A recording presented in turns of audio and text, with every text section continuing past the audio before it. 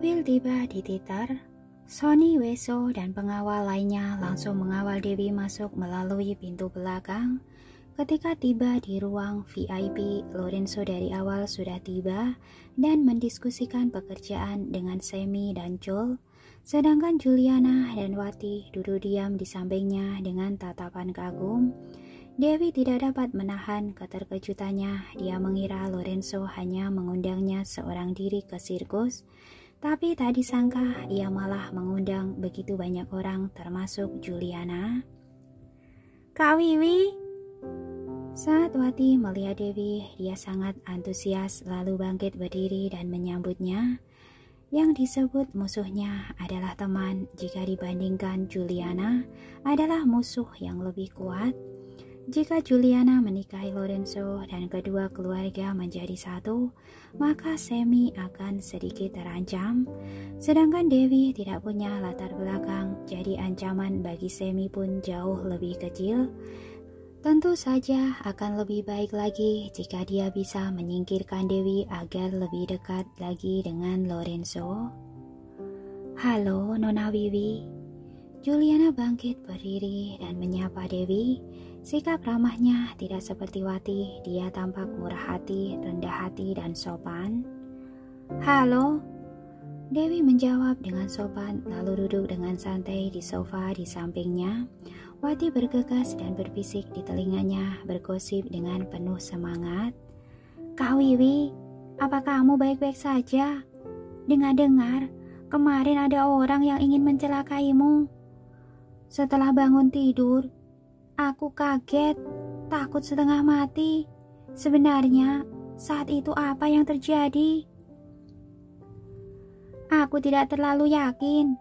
Pamanmu seharusnya sudah memberitahumu kan?" Dewi menatapnya dengan tersenyum enggan. "Bagaimanapun, ada orang yang mencoba melukaiku. Jadi berhati-hatilah, jangan terlalu dekat denganku." "Hah?" Wati sedikit takut setelah mendengar ini. "Aku juga berpikir seperti itu. Bertemu denganmu 2 kali, pasti akan terjadi musibah." "Astaga, yang pertama kali itu kamu sendiri yang mabuk. Tidak ada hubungannya denganku," Dewi berkata sambil tersenyum. "Tadi malam aku melibatkanmu, tapi untungnya tidak terjadi apa-apa." "Apa kamu tahu siapa yang ingin mencelakaimu?" Wati berbisik. "Aku tidak tahu." Dewi menoleh ke arah Lorenzo. "Dia seharusnya sudah menyelidikinya kan?" Saat ini Lorenzo sedang mendengarkan laporan Semi. Joel sedang menyesap anggur dengan anggun di samping. Saat dia melihat Dewi sedang melihat ke arahnya, ia membalas tatapannya dengan senyum berseri-seri dan juga mengangkat gelas ke arahnya. Dewi menatapnya dalam-dalam lalu bertanya pada Wati dengan suara rendah, "Latar belakang orang itu apa?" "Dia adalah salah satu tuan muda dari 4 keluarga besar." Wati menutupi mulutnya dengan tangan sambil berbisik. "Groupmore adalah yang pertama di antara 4 keluarga besar, dan keluarga Kingsley adalah yang kedua. Sudah lama ayah Joel meninggal. Dia satu-satunya di keluarganya. Sekarang keluarga Kingsley dikuasai oleh Joel. Dia punya 20% saham di Groupmore dan merupakan pemegang saham terbesar kedua. Dia berselisih dengan Lorenzo." Dewi langsung bertanya. "Shh." Wati buru-buru mengingatkan. "Pelankan suaramu." Dia melirik Joel dengan takut-takut lalu berbisik. "Joel 10 tahun lebih tua daripada Tuan. 11 tahun yang lalu terjadi musibah pada keluarga Moore, sedangkan Tuan masih kecil. Pemegang saham grup merekomendasikan Joel untuk mewarisi posisi presiden. Tapi Tuan yang saat itu baru berusia 16 tahun secara paksa mengambil posisi kekuasaan dan membuat Joel marah. Sejak itu, keduanya tidak saling berhubungan. Selama bertahun-tahun, Joel sering mencari masalah pada Tuan, tapi Tuan selalu bisa menyelesaikannya dengan lancar. Di luar keduanya tampak saling sungkan dan harmonis, tapi dalam hati saling ingin membunuh. Hal ini semua orang tahu. Lorenzo adalah orang yang berkuasa dan keluarga Moore adalah yang paling makmur. Memangnya dia tidak bisa menekan Joel? Dewi bertanya dengan suara rendah. Menurutku, dia sangat berwibawa dan semua orang segan padanya. Meskipun saham Joel lebih sedikit daripada saham Tuan, tapi dia punya banyak pendukung. Keluarga Yang dan Anderson berpihak padanya. Tuan harus mundur selangkah, tidak bisa memulai pertikaian begitu saja. Wati berkata dengan sangat hati-hati. Intinya, orang ini tidak mudah dihadapi. Dia sangat bernafsu, berbahaya, dan licik. Kamu harus hati-hati. Oh, Dewi melirik Joel lalu berkata pada Wati, pertunjukan masih belum mulai kan? Ayo, kita jalan-jalan di luar. Tanya Tuan dulu. Wati menoleh ke arah Lorenzo, ingin bicara tapi tidak berani menyela. Apa Nona Wiwi bosan? Sebaliknya Juliana tampak berinisiatif. Dia bangkit berdiri dan mendekat dan berkata sambil tersenyum, pertunjukan akan dimulai setengah jam lagi. Aku temani kamu jalan-jalan di luar. Ayo.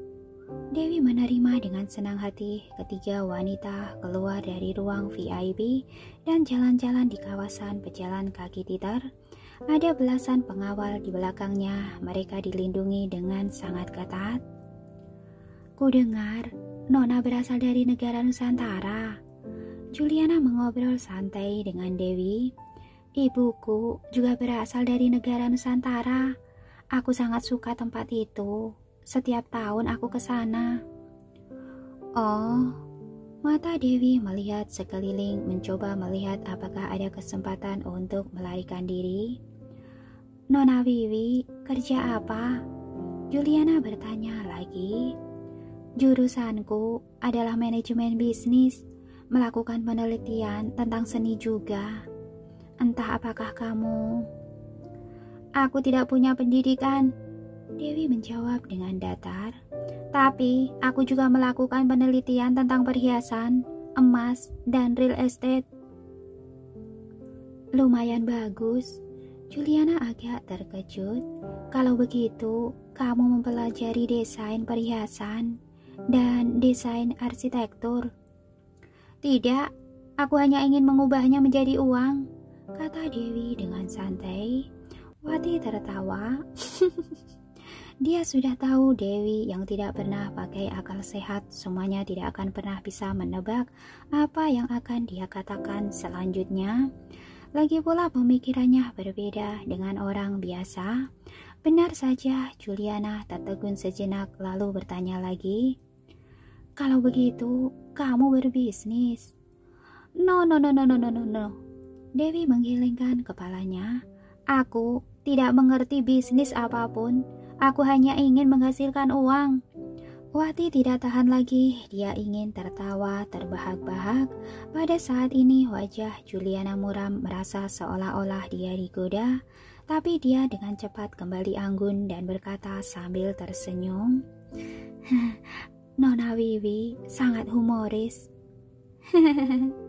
Dewi menoleh pada lorong yang tidak jauh darinya.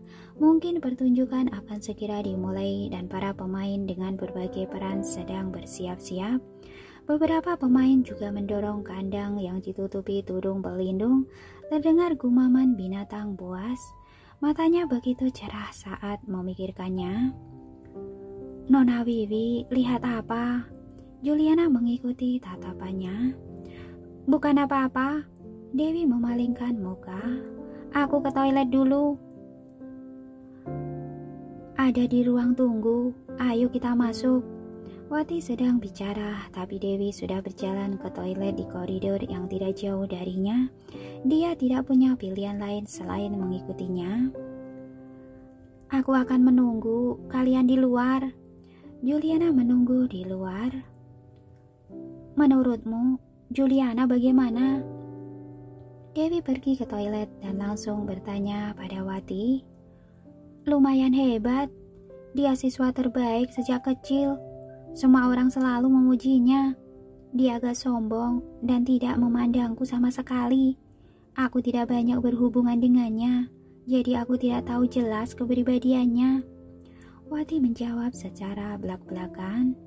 Tapi, menjadi satu-satunya putri dari 3 keluarga besar, semua orang menaruh harapan padanya dan pasti akan menyuruhnya menikah dengan kakak sepupu.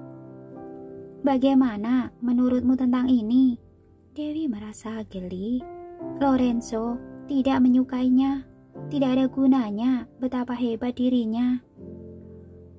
Belum tentu. Wati melihat keluar lalu berbisik. Dalam beberapa tahun terakhir, 4 keluarga besar terpecah belah.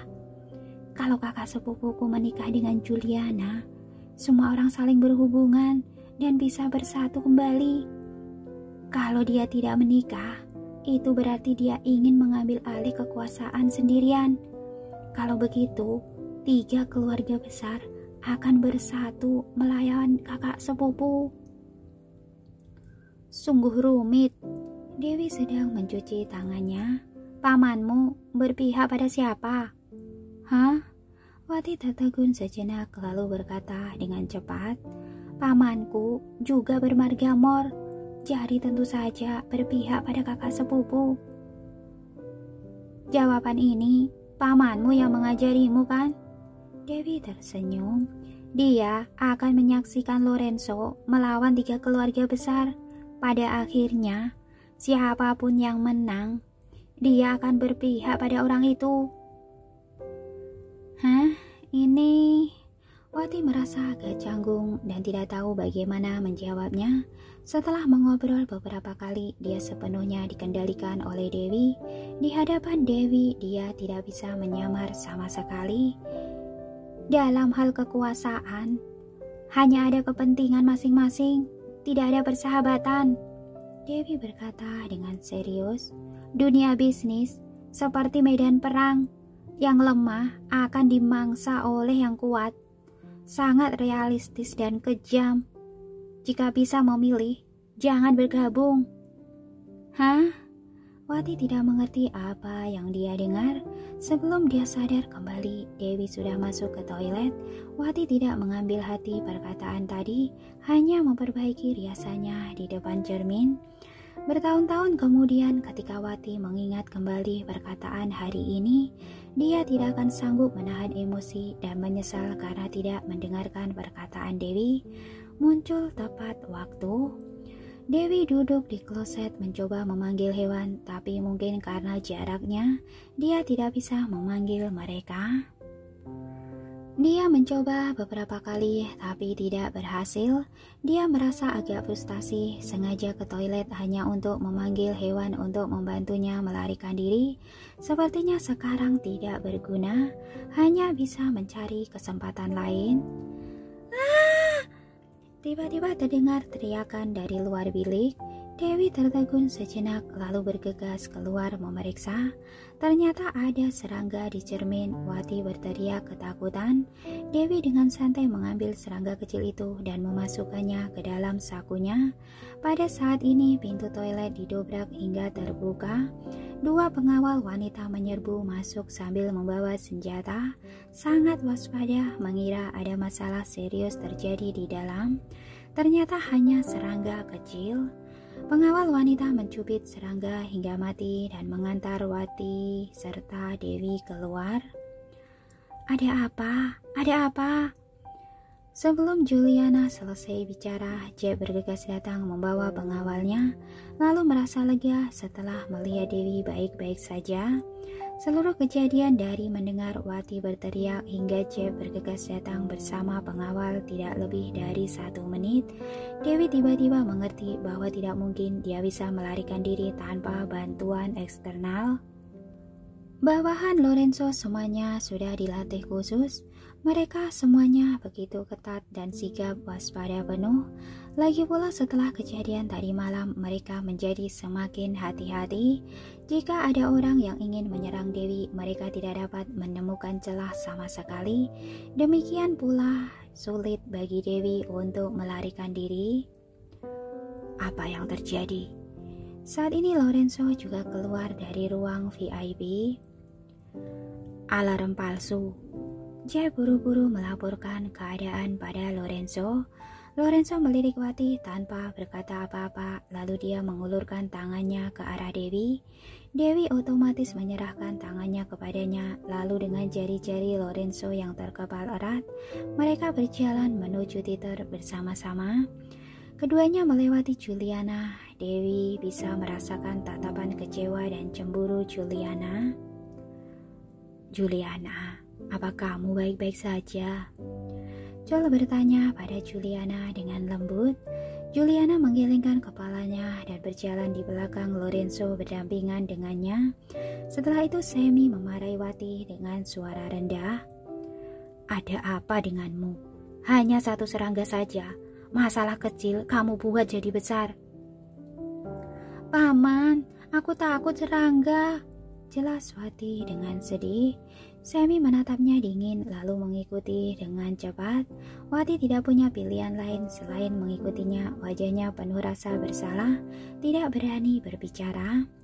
Di lantai 2 teater terdapat stand mewah berbentuk busur yang menghadap ke panggung dan sebuah meja panjang yang ditata dengan segala jenis makanan mewah di atasnya.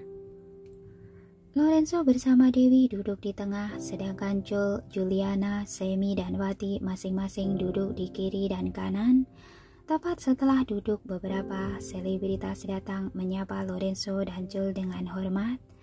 Lorenzo mengerutkan kening dan menatap Joel dengan dingin. Kamu yang mengaturnya. Tidak asik kalau nonton pertunjukan tidak ditemani oleh wanita cantik kan? Joel tersenyum dan memberi isyarat dan beberapa selebritas bergabung di meja dengan anggun. Lorenzo merasa agak tidak senang tapi juga tidak melawan. Dewi malah tidak peduli, dia tidak memikirkannya sama sekali. Dia melihat sekeliling sambil minum anggur. Ada sederet pengawal sendiri di belakangnya. Ada satu pengawal dalam setiap jarak 1 langkah. Ketat hampir mustahil bisa melarikan diri. Musik mulai terdengar di teater dan pertunjukan awal dimulai. Beberapa badut melakukan akrobat di atas panggung, menggugah emosi para penonton dan membuka jalan untuk pertunjukan sirkus selanjutnya. Joel mengobrol dengan Juliana dengan suara rendah sambil menonton pertunjukan membicarakan masalah pekerjaan. Juliana mengungkapkan isi pikirannya sendiri dan pemikiran barunya menarik perhatian Lorenzo. Mereka bertiga tanpa sadar mulai mendiskusikan pekerjaan lagi. Semi mencoba untuk bergabung dengan topik ini beberapa kali tapi gagal. Lagi pula jika dibandingkan dengan mereka bertiga, pemikiran dan wawasannya tidak sejalan. Dia agak cemas tapi dia tidak punya pilihan lain selain mengubah strateginya. Menyapa Dewi dengan ramah bahkan menceritakan asal-usul sirkus besar padanya. Dewi tidak tertarik, dia tidak bisa menahan cemberut saat melihat kerumunan penonton di bawah. Dia awalnya mengira Lorenzo sudah memesan tempat hari ini, jadi dia bisa memanggil hewan dan mencari cara untuk melarikan diri. Tapi banyak sekali penonton, mungkin bisa melukai orang yang tidak bersalah. Jadi metode ini tidak akan berhasil. Apa dia tidak akan bisa melarikan diri hari ini? Oke, kita jangan ngobrol lagi, Joel berkata sambil tersenyum. Lorenzo, sebaiknya kamu temani tunanganmu itu. Kalau tidak, dia akan merasa sangat bosan. Kamu sudah lapar. Lorenzo tidak punya pengalaman dalam hal membujuk gadis, jadi dia langsung memberikan Dewi sepotong steak. Makanlah. Oh, Dewi juga tidak sungkan mengambil daging itu dan mulai mengunyah. Kak Wiwi, ada pisau dan garpu. Wati buru-buru mengingatkan dengan suara rendah. Seperti ini, lebih praktis. Dewi sama sekali tidak peduli, bahkan menjilat harinya. Hah? Para wanita lain tercengang ketika melihatnya begitu tidak sopan. Gadis desa pegunungan macam apa ini, begitu tidak punya etika. Lorenzo menyeka noda di wajah Dewi tanpa sedikit pun rasa jijik. Tatapannya penuh dengan rasa memanjakan. Juliana melihat pemandangan ini, lalu menunduk kecewa, mengambil gelasnya dan minum dalam diam. Wati tampak iri, Jul menggoyangkan gelas anggurnya dengan senyum penuh arti pada tatapannya. Saat ini badut keluar, lampu redup dan musik menjadi misterius. Di panggung besar beberapa cincin baja disertai api yang berkobar perlahan turun. Dua betina keluar dari belakang layar mengendarai 8 singa. Singa mengaum dan terdengar teriakan dari panggung bawah. Tapi Dewi sangat tidak nyaman saat melihatnya.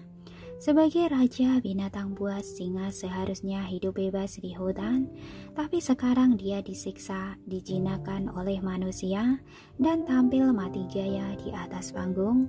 Ini melanggar hukum alam. Musik semakin keras, para pejinak mengayunkan cambuk mereka, dan singa-singa mulai melompat dan melewati lingkaran api. Tepuk tangan dan sorak-sorai terdengar dari para penonton. Juliana, Wati, dan selebritas lainnya juga bertepuk tangan. Dewi tidak menanggapi, dia menunduk dan lanjut makan, tapi dia kehilangan nafsu makannya. Kenapa? Lorenzo bertanya dengan prihatin. Apa pertunjukannya tidak bagus? Kenapa bisa ada sirkus? Dewi bertanya dengan dingin. Lorenzo tidak menjawab, hanya menatapnya dalam-dalam. Manusia terlahir sebagai raja, menjinakkan binatang buas, dan memanfaatkannya juga merupakan hukum rimba. Joel berkata sambil tersenyum. Benar kan, Lorenzo? Benar. Lorenzo menjawab dengan datar. Yang kuat adalah raja. Hal yang sama berlaku di antara manusia. Perkataan ini ringan dan mengambang, seolah-olah tidak meninggalkan jejak, tapi terdapat rasa penekanan yang tak tampak jelas. Tangan Jul yang memegang gelas anggur terhentak pelan, matanya menyipit. Terlihat jelas Lorenzo menyiratkan bahwa dia adalah orang yang kuat, dan Jul hanya bisa berada di bawahnya selamanya. Itu pemikiran sempit. Dewi sama sekali tidak setuju. Aku pikir orang yang kuat itu dilihat dari hatinya, bukan penampilan luarnya. Mendengar kalimat ini, Lorenzo agak terkejut. 7 tahun lalu, Dewi yang berusia 14 tahun mengatakan hal yang sama sambil melihat langit.